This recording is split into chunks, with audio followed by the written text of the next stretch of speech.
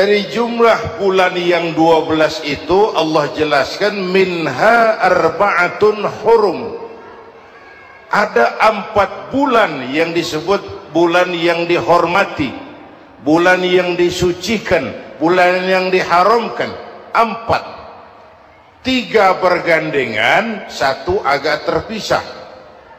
Yang bergandengan itu Rajab, Sya'ban, Ramadan. Yang agak terpisah itu Muharram. Ini 4 bulan yang dihormati, disebut Ashhurul Hurum. Saudara-saudara, Muharram ini salah satu dari 4 bulan yang istimewa. Kenapa? Banyak peristiwa besar yang terjadi di bulan Muharram. Hampir semua nabi dan rasul berkaitan dengan Muharram ini. Hampir semua nabi dan rasul. Kita akan kutip beberapa saja dalam konteks kekinian. Pertama, Allah menerima taubatnya Nabi Adam pada hari ke-10 bulan Muharram. Adam itu bapak moyang kita. Dosanya 1, makan buah khuldi, dikeluarkan dari surga. Kita dosanya banyak, kepengen masuk, enggak nyambung. Hai Adam, dari tidak ada kamu saya adakan. Saya perintahkan tinggal di surga. Merasa sepi sendirian, saya ciptakan Siti Hawa supaya kamu tenang. Kamu boleh nikmati semuanya. Ini boleh, itu boleh, ini boleh, itu boleh. Makan, makanlah yang kau mau. Minum, minumlah yang kau suka. Pakai, pakailah yang kau senang. Satu yang saya minta, jangan dekati pohon khuldi. Itu kau tidak sanggup, keluar. Diusir dari surga. Sujud Nabi Adam, kata riwayat 40 tahun sujud, membaca Rabbana zalamna anfusana wa illam taghfir lana wa tarhamna lanakunanna minal. Itu namanya istighfarnya Nabi Adam. Istighfar itu kan mengucapkan astagfirullah, basmalah, membaca bismillah. Jangan kayak teman saya disuruh banyak-banyak baca istighfar, benar-benar dia baca istighfar, istighfar, istighfar. Bukan itu maksudnya. Nah, maka salah satu amalan yang sangat dianjurkan di bulan Muharram ini memperbanyak istighfar. Tidak ada orangnya yang tidak. Ayo jujur, ini yang kumpul di sini semua, ada nggak yang nggak punya dosa? Yang merasa nggak punya dosa, ayo ke depan. Ada? Tidak ada. Setiap kita, entah kecil entah besar, sengaja terlupa, pasti mempunyai yang namanya khilaf dan salah. Dan Allah Tuhan kita bukan Tuhan pendendam. Allah Tuhan kita Tuhan yang ramah dan rahmah. Manusia, dosamu banyak, tapi ampunanku lebih banyak. Salahmu besar, rahmatku jauh lebih besar. Kau sujud di hadapanku, aku bangga melihatnya. Kau menangis di hadapanku, aku senyum melihatmu. Kau berjalan menujuku, aku berlari menyambutmu. Karena itu amalan yang sangat dianjurkan di bulan Muharram ini memperbanyak istighfar. Itu kalau istighfarnya Nabi Adam. Ada istighfarnya Nabi Yunus. Ibu kenal Nabi Yunus? Di mana kenalannya? So tahu. Nabi Yunus itu ketika berdakwah kepada kaumnya yang bandel, memberikan peringatan, kalau kalian tidak mau beriman akan turun azab. Kapan Yunus? Akan. Kenapa mesti akan? Sekarang aja kalau mau, saya tungguin. Kurang ajar betul ini umat. Akhirnya Nabi Nuh menghindar. dengan perhitungan kalau azab tidak turun saya sudah jauh, meragukan janji Tuhan. Lalu naik kapal, dinaiki oleh Yunus, kapal mogok. Dicari siapa biang keroknya ini, diundi ternyata Yunus, sampai 3 kali diundi. Dibuanglah Yunus ke dasar laut, ditelan oleh ikan Nun atas perintah Allah. Telan itu Yunus, jangan pakai dikunyah, rusak urusan. Telan saja, simpan di perutmu. Dibawa oleh ikan Nun ke dasar lautan. Itu yang oleh Quran dikatakan bertemulah 3 macam kegelapan. Zulumatun salas, gelapnya tengah malam, gelapnya di dasar laut, gelapnya di dalam perut ikan. Itu namanya petang, mbahnya gelap. Di perut ikan itulah Nabi Nuh sadar akan kesalahannya, meragukan janji Allah, meragukan janji Allah. Ia sujud di dalam perut ikan itu, membaca la ilaha illa anta subhanaka inni kuntu. Itu istighfarnya Nabi Yunus. Dibacakan istighfar begitu, ikan sakit perut, Pak. Di dasar laut kemana mau cari apotik? Dia naik ke permukaan, memuntahkan isi perutnya. Nabi Yunus keluar dengan selamat. Itu pun terjadi pada hari ke-10 bulan Muharram. Istighfar intinya itu. Itu amalan utama bulan Muharram, memperbanyak istighfar. Allah selamatkan Nabi Nuh dari bahtera banjir yang luar biasa 10 Muharram. Allah selamatkan Nabi Ibrahim dari pembakaran Raja Namrus 10 Muharram. Setelah Nabi Ibrahim itu menghancurkan berhala-berhala, Abrahat pulang mau ibadah, lihat Tuhannya berantakan, marah besar. Siapa yang menghancurkan Tuhan-Tuhan kita ini? Ada yang lapor, kami lihat Ibrahim. Tangkap. Belum ada bukti, tangkap dulu yang penting, bukti belakangan. Tangkap. Wah, dikerahkanlah aparat, tangkap Nabi Ibrahim. Disidang langsung oleh Abrahat, oleh Namrus maksud saya.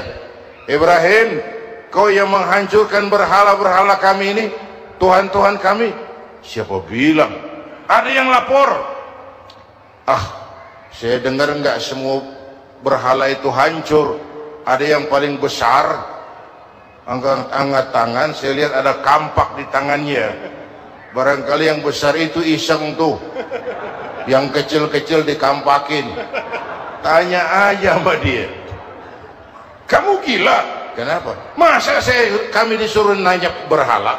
Nggak bisa jawab. Nggak bisa jawab. Lah kenapa disembah? Lebih gila mana sih? Tahu nggak bisa jawab kenapa disembah? Kurang ajar kamu Ibrahim.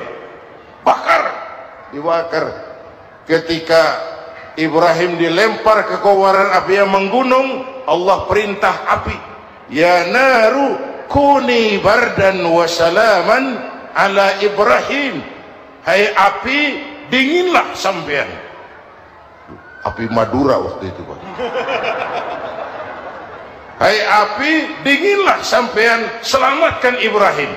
Api tunduk kepada perintah Allah. Ibrahim masuk ke kobaran api, selembar rambut pun tidak terbakar. Kenapa? Apinya tunduk kepada perintah Allah. Kenapa? Karena Ibrahim orang yang takut kepada Allah. Api tunduk kepada perintah Allah. Kalau kita baca ayat itu, masuk ke api, mateng. Sudah hadirin yang saya muliakan, oleh karena itu selamatnya Ibrahim dari pembakaran Raja Namrus itu pun pada 10 Muharram, Yaum Asyura, hari ke-10 dari bulan Muharram. Baik. Itu Ibrahim. Hadirin hadirat yang saya cintai, sebagian kecil tentang Nabi Adam, Nabi Ibrahim dan Nabi Yunus, tapi saya belum menceritakan tentang Nabi Nuh tadi. Mengulang kaji, Nabi Nuh salah seorang rasul yang masuk ulul azmi 5 besar. karena memang perjuangannya menggambarkan satu usaha yang ulet dan luar biasa. Beliau diberi umur 950 tahun, lalu berdakwah selama 900 tahun, sore, pagi, siang, malam, dapat pengikut tidak lebih 80 orang, rata-rata 10 tahun satu. Kalau saya minta berhenti aja jadi nabi, Pak.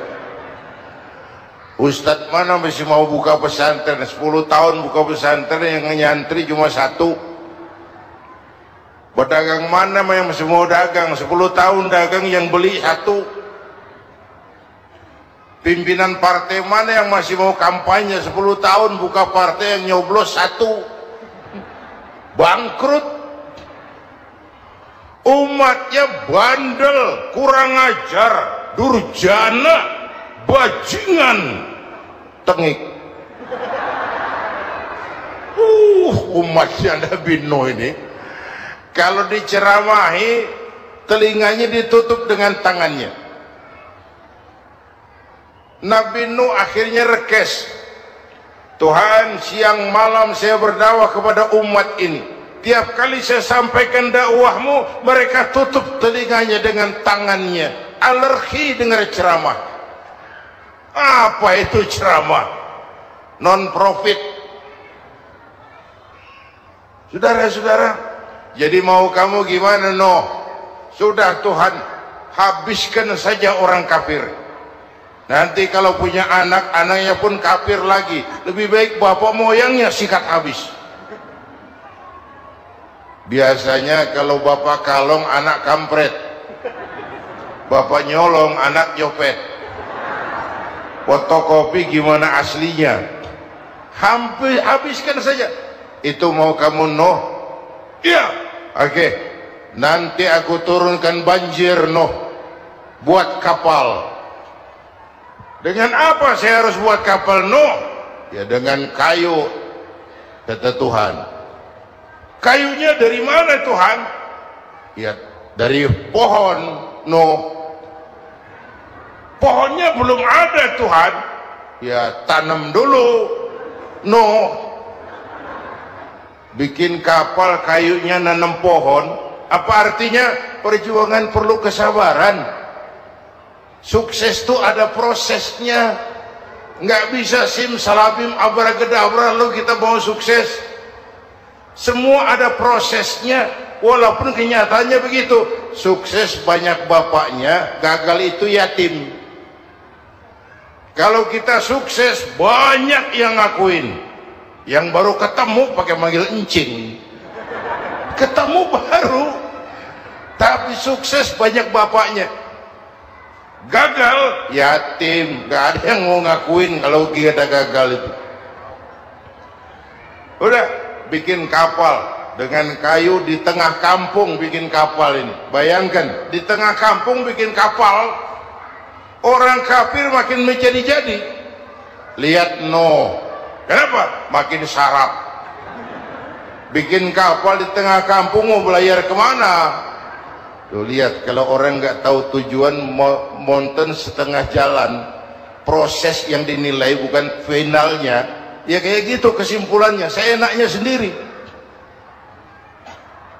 Bikin kapal mendekati selesai. Ini orang kafir rame-rame datang ke kapal Nuh. Mau apa? Buang najis. Sakit perut berangkat ke kapal Nabi Nuh. Nongkrong, dapat 2-3 tumpuk, pulang. Penuh lantai kapal dengan najis manusia. Inilah perjuangan. Bukan jalan raya lurus bertabur bunga di kanan kirinya. Banyak ondak dan duri, fitnah, caci maki, antipat, segala macam. Nuh.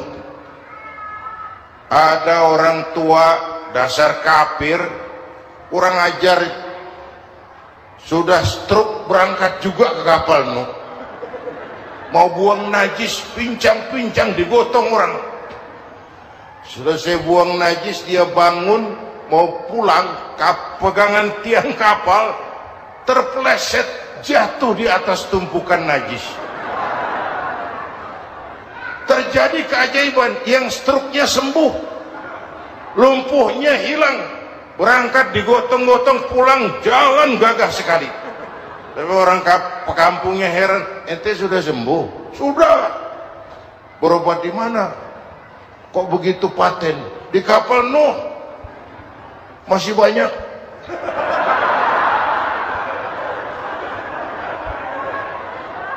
Yang berasa perlu obat bawa rantang,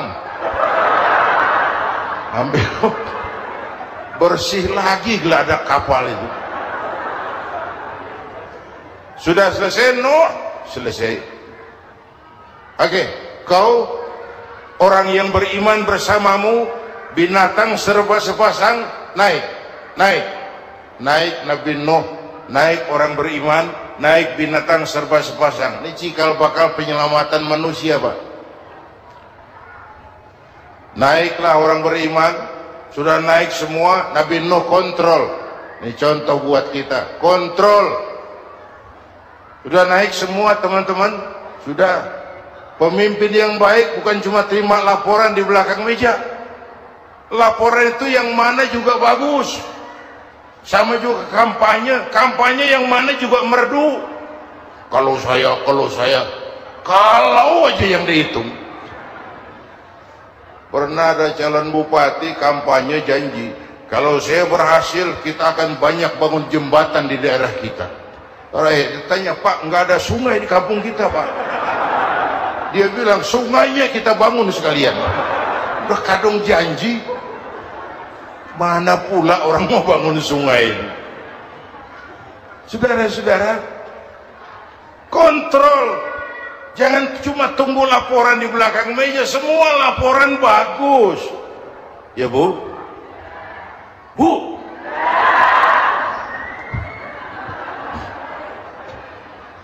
Nabi Nuh kontrol. Sudah naik semua. Sudah Nuh. Pulan bin Pulan naik Nuh. Paimin bin Tukijo naik. Kami lihat naik. Ada orang Jawa juga kayaknya. Ada.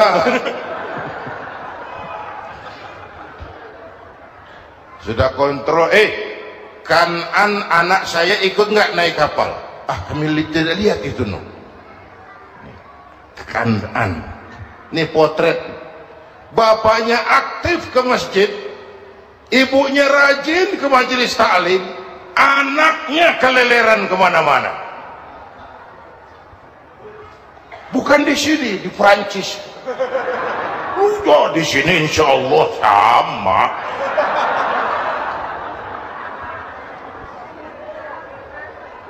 Nuh karena sayang anak, Nuh karena cinta anak, Nuh karena tanggung jawab anak, cari naik ke atas kapal. Lihat Kanan, anak saya, nggak lihat Nuh. Turun ke ruang bawah, periksa lagi. Mang, ayah Kanan di dia.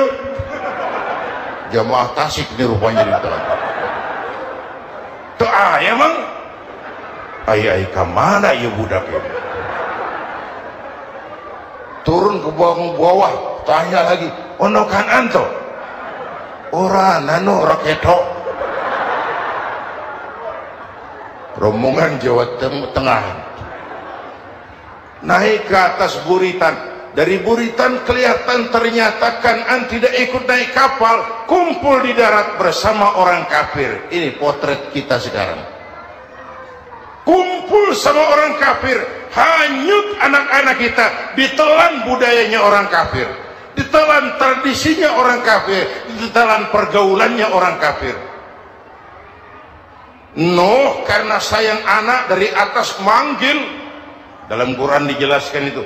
Karena Nabi Nuh di atas, Kanan di bawah, teriak, ya bunayyarkam ma'ana.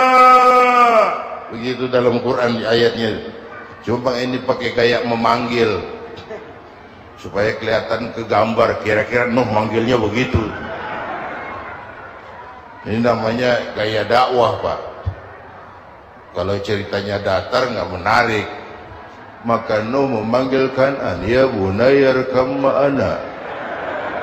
Kata yang dengar, ini gaya orang manggil, ya bunayya arkam ma'ana. Kan'an, kesini nak, naik kapal sama papi. Kata Kan'an di bawah itu, enggak mau papi, John di sini saja. Kata Nuh, jangan nak, Allah sedang murka, akan turun banjir. Kalau datang banjir papi, sa'awi ila jabalin ya'simuni minal ma', saya akan naik ke gunung tinggi yang bisa menyelamatkan saya dari banjir. Kan'an naik ke gunung, gunung dihantam banjir, Kan'an mati sampai sekarang. Yang kelima, Nabi Musa, kisah Muharramnya ini lahir dalam kondisi yang sulit karena Fir'aun mimpi akan lahir seorang anak dari keturunan Bani Israel yang akan menghancurkan kerajaannya. Kata Fir'aun, sudah lahir belum anaknya? Belum. Kalau gitu mulai malam ini laki-laki dilarang bergaul sama istrinya. Semua perempuan hamil di bawah pengawasan negara. Mulai hari ini kalau lahir anak laki-laki terutama Bani Israel, penggal. Satpol PP disiapkan. Udah ada kayaknya. Ada. Patroli. Bayangkan, nah Fir'aun itu bikin undang-undang seenaknya sendiri. Apalagi merasa kekuasaannya dalam ancaman. Penguasa manapun kalau merasa dalam ancaman, panik. Padahal kekuasaan itu kayak harimau. Makin lama ditaiki, makin sulit turun. Kenapa? Karena macannya makin lapar. Naik terus capek, turun dimakan harimau. Serba sulit. Saudara-saudara, kalau kita mau belajar dari Pak Harto, saya melihat kekurangan Pak Harto cuma satu, terlambat berhenti.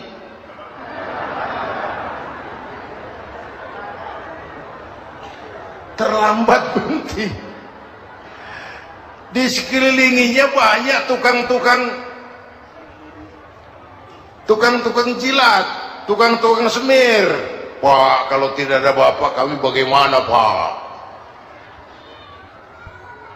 Saudara hadirin yang saya hormati, maka sering saya ingatkan, temanmu yang sejati adalah teman yang membuat kamu jadi benar, bukan teman yang selalu membenarkan kamu. Berapa banyak pejabat-pejabat hancur karena selalu dibenarkan oleh lingkungannya. Bapak benar, Pak. Bapak bijaksana, Pak. Itu tepat, Pak. Benar. Buang angin pun, kata kelilingnya, wah, Bapak sehat.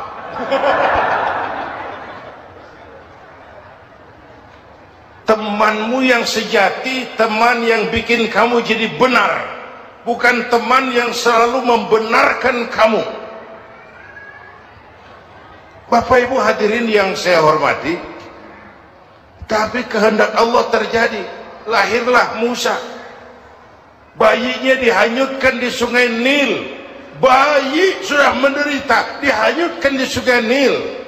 Dan akhirnya besar di lingkungan istana Fir'aun. Diriwayat oleh Ratu Aisyah, perempuan Fir'aun,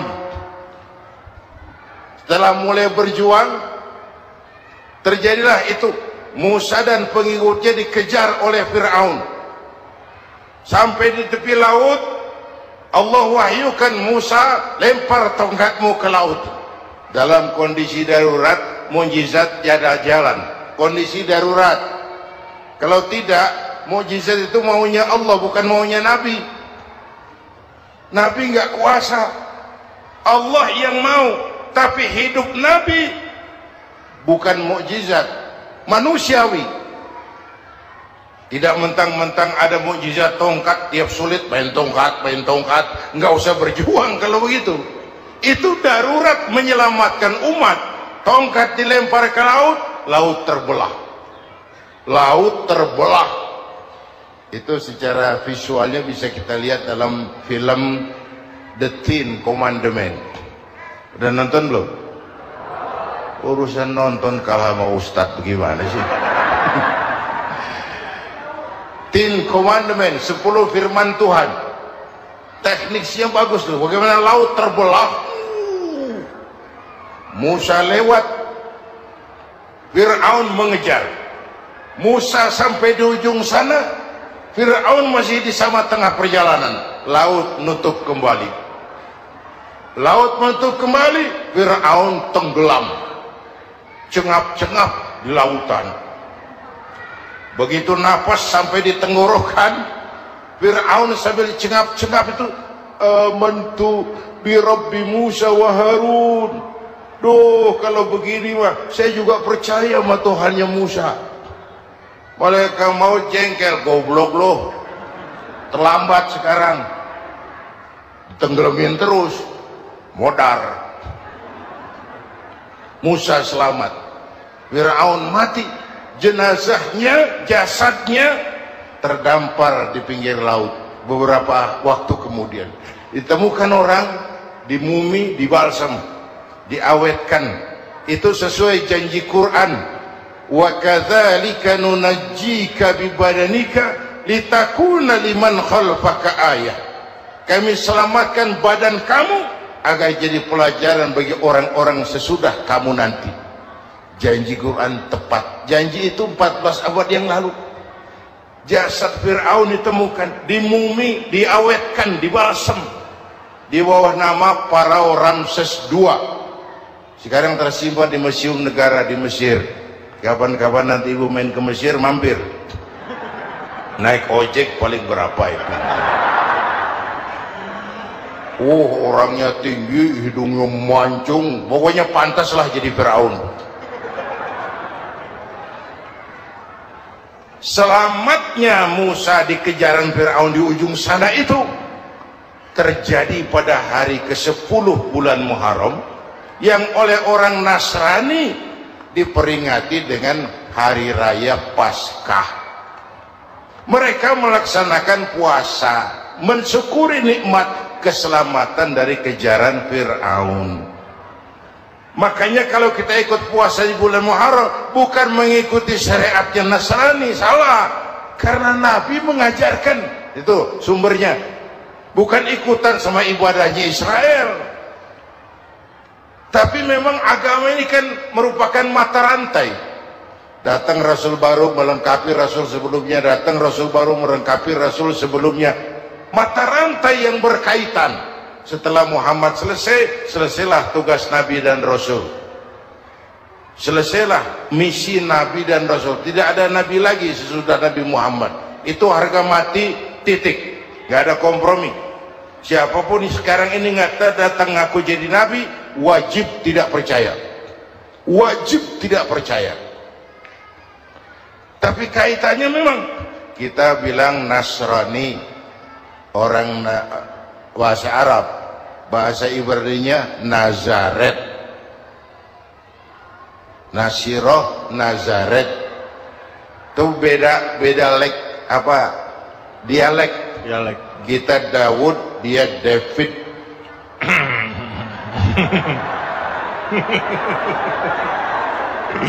Ibrani. Kita Ali, dia Alek. Kita Sulaiman, dia Solomon. Kita Camat, dia Comot. ini yang ngomong ini comot sembarangan nih.